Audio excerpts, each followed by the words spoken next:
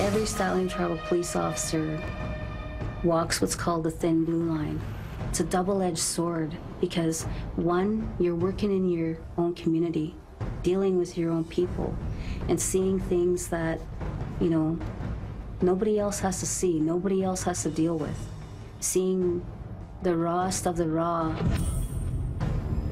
There you see a clip right there. Tribal Police Files, brand new docuseries. The narrator and producer, Steve Sweetholt, here with us. Welcome. Thank you. Congrats on this brand new series. Thank you so much. You've got cops, cameras, cultural practices, Lillooet, BC. How did you mash all of these up, and what's the story you truly wanted to tell? Oh, it's so wide-ranging, but you know, for me as a former police officer and an officer who had worked in that community, it was really important for me to highlight what kind of work from a POV perspective, point of view perspective of the officer, and how they interact with the community members as they do their job on a daily basis.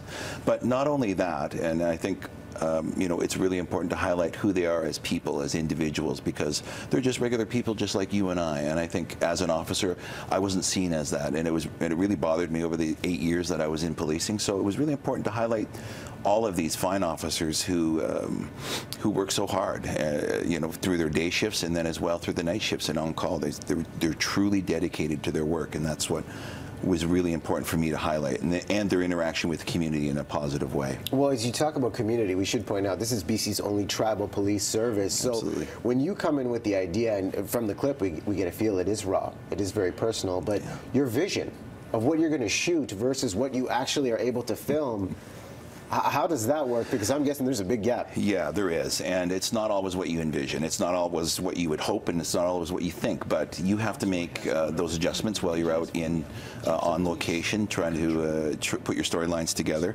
and making sure it's what you are comfortable with as a producer, and as well the police officers are comfortable with, and what would enlighten our viewers and how they'll keep them in the series with us, watch with us. Well, as we look at this right now, there's a delicate balance because you have police officers on the front line, but also engaging with the traditional cultural practice. How difficult is it for the officer to find that balance and be respected as an authority and establish boundaries? Well, I think over a period of time, especially if you're a new officer coming up in the ranks, you come from out of community, it takes some time to build that trust, and it takes a lot of work, extra work. If somebody invites you over for tea, you don't say, no, I'm busy. You take the time, go have a coffee, go have a tea, meet some of the elders, win some people over. And it's a common sense approach to win people over, especially Indigenous communities, because as you know, and people in history could talk about the negative effects of policing and on our people across Canada. So it's cultural policing. That's what I call this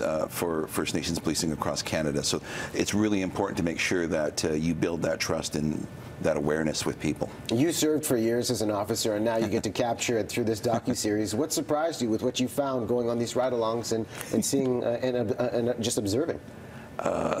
What surprised me the most was I can't believe I did this job, because I was watching my friends doing this job and watching our crew work diligently to keep up with them, and I'm just like, wow, I sure was a different person. And you really have to be a different person to be an officer.